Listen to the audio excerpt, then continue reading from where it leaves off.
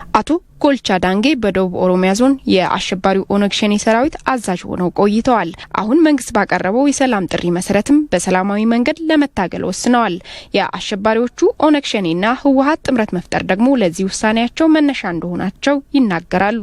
ጁንታ ወሊን ቀብሶቅ እንደፈና ጀዳኒት ይሮ ኢሳን ብስባሰን ዳጋዬ ከራሚ ኢሳም ሚዲያን ባሰኒ ከአሸባሪው የህወሓት ጁንታ ጋር ጥምረት እንፈጥራለን በሚል መግለጫ በሚዲያ ሲያወጡ ሰምቼ ለ27 ዓመታት ስንታገለው ከነበረው አሸባሪው ህወሓት ጋር ጥምረት መፍጠር የህዝቡን ፍላጎት የሚጻረር በመሆኑ ይህን በመቃወም የራሴን ውሳኔ ወስኛለሁ። የሀገር ሽማግሌዎችም አነጋግረውኝ ውሳኔም ትክክለኛ መሆኑን አረጋግጬ ወደ ሀገሬ ተመልሻለሁ። አሁን ሰላማዊ መንገድን እንድመርጥ ያደረገኝ ምክንያት አለ። ትላንት ወደ ጫካ የገባሁበትን ምክንያት አውቀዋለሁ። የሀገር ሽማግሌዎችና መንግስት ጥሪ አቅርቦልኛል። አሁን ኦሮሞ ከኦሮሞ ጋር የሚዋጋበት ምክንያት የለም ብዬ አምናለሁ። አሁንም ድረስ በጫካ የሚገኙ ኃይሎችም ሰላማዊ የትግል መንገድን እንዲመርጡ አቶ ጎልቻ ጥሪ አቅርበዋል። ጃላን ቦሶኑ ቱራንለኒ ኡፉቦዲ ዴቢያን ኦፊላሉን በርባቺዛዳ ኦፊላሉን ገራሚት ደምና የደኑፍ ጋፈቱን ጫካ ያሉ ጓደኞቼም ቆም ብለው ማሰብ አለባቸው። ከየት ወዴት እየሄድን ነው ብለው ራሳቸውን መጠየቅ ይገባቸዋል። የህዝባችንን ፍላጎት ነው ወይስ ሀገራችንን ለማተራመስ የሚሰሩ ጠላቶቻችንን ፍላጎት ነው የምናገለግለው የሚለውን ራሳቸውን መጠየቅ አለባቸው። ከአሸባሪው የህወሓት ጁንታ ጋር ሊያጣምረን የሚችል ምንም ምክንያት የለም። ይህን ካደረግን ከኦሮሞ ህዝብ ፍላጎት የተጻረረ ነው። ይህም በኦሮሞ ህዝብ ተወዳጅ የሚያደርገን ሳይሆን ወደ ጥፋት የሚወስደን ነው።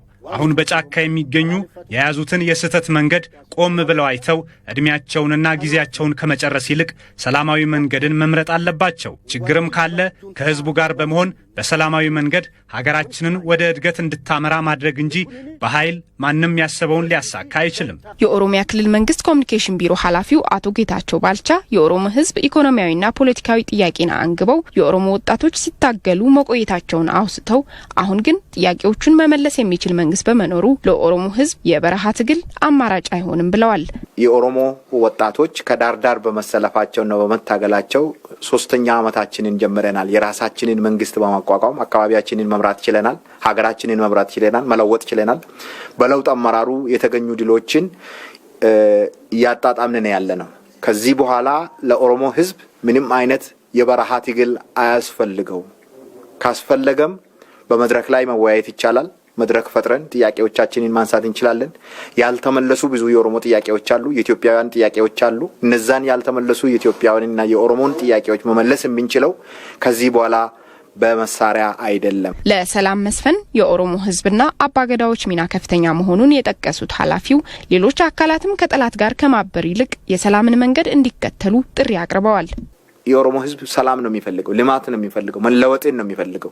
ከዚህ በኋላ ችግርን፣ ከዚህ በኋላ መንከራተትን፣ ከዚህ በኋላ ሌላ መከራ ውስጥ መግባትን አይፈልግም።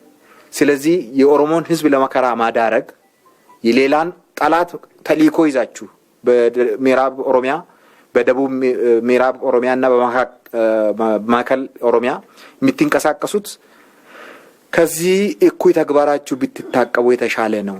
ይሄ በታሪክ የሚያስወቅሳችሁ ስራ እየሰራችሁ ነው። አሸባሪዎቹ ኦነግ ሸኔና ህወሓት ኢትዮጵያን ለማዳከም ለረጅም ዓመታት በጋራ ሲሰሩ ቆይተዋል ያሉት የቦረና ዞን አስተዳዳሪ አቶ ጉዮ ገልገሎ በማወቅም ሆነ ባለማወቅ ከአሸባሪው ኦነግ ሸኔ ጎን የቆሙ ሌሎች አካላትም የአቶ ጎልቻ ዳንጌን ፈለግ እንዲከተሉ ጥሪያቸውን አቅርበዋል። ከኢትዮጵያ ጠላት ጋር መቆም እጅግ አስነዋሪና አጸያፊ ስለሆነ በዚህ ሳያቁም የተሳተፉ ግለሰቦች እና የሸኔ አባላት በሙሉ ዛሬ ጀግናው መሪያቸው በወሰኑት ውሳኔ መስረት እንደሱም ወስነው ወደ ሀገራቸው ገብተው ከልማትም ከሰላምም በመንግስት ጎን እንዲቆሙ